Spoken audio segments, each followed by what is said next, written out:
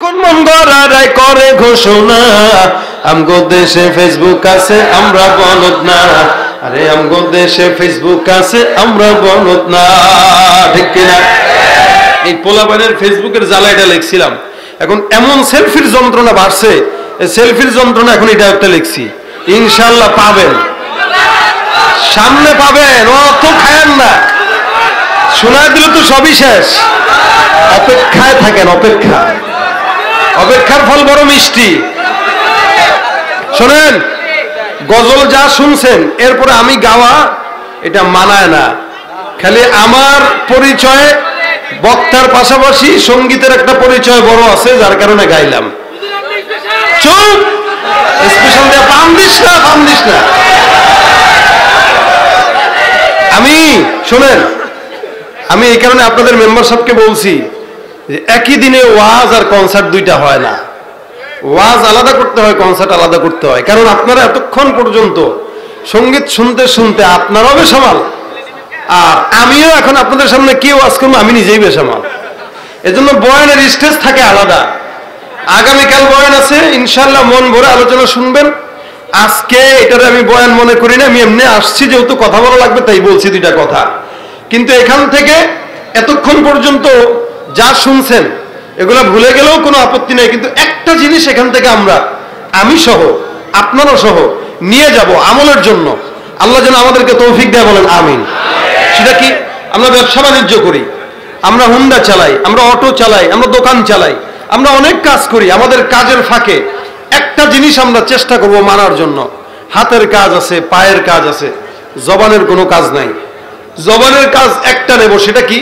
রাসূল করিম সাল্লাল্লাহু আলাইহি ওয়াসাল্লামের উপরে দুরূদের আমল। পারবো এটা ইনশাআল্লাহ? যখনই সময় হয় সাল্লাল্লাহু আলাইহি, আমি বলি না যে আপনারা ফেসবুক চালাবেন না, আমি বলি এটা চালান, কিন্তু ঘুমের আগের সময়টা যখন মোবাইলটা রেখে ঘুমাবেন ওই সময়টায় আস্তে আস্তে দুরূদ পড়েন সাল্লাল্লাহু আলাইহি ওয়াসাল্লাম, সাল্লাল্লাহু আলাইহি ওয়াসাল্লাম, সাল্লাল্লাহু আলাইহি ওয়াসাল্লাম। পড়তে পড়তে ঘুমায় গেলেন, একদিন, 2 দিন, 3 দিন, 4 দিন, 10 দিন, ইনশাআল্লাহ আল্লাহ যদি কবুল করে দুরূদের বরকতে রাসূলকে স্বপ্নে আল্লাহ পাক দেখায় দিবেন। রাসূলকে স্বপ্নে দেখতে চান ইনশাআল্লাহ? আল্লাহ আমাদেরকে কবুল করো।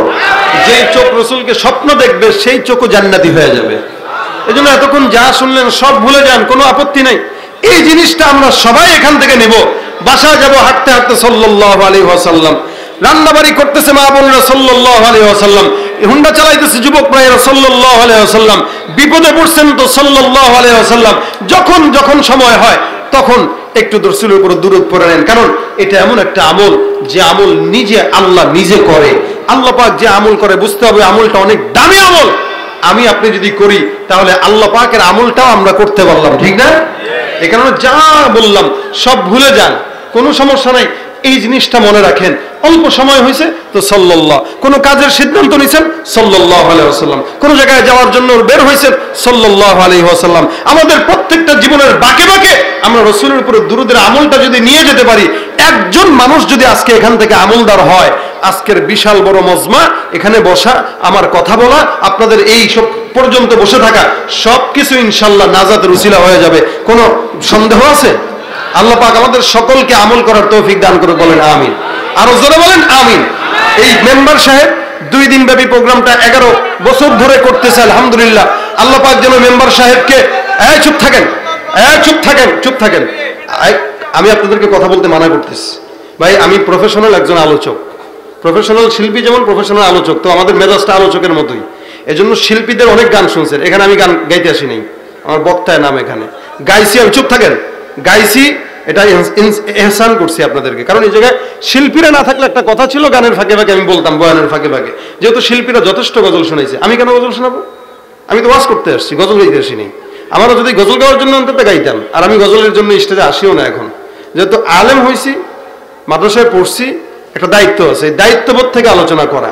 এরপরেও বয়ানের ফাঁকে ফাঁকে মৌজু অনুযায়ী আসে তো গাই, আমাদেরকে বলা লাগে না। কারণ আমরা বিরানি মানুষকে খাওয়াই সালাদ সহ, সালাদ ছাড়া না।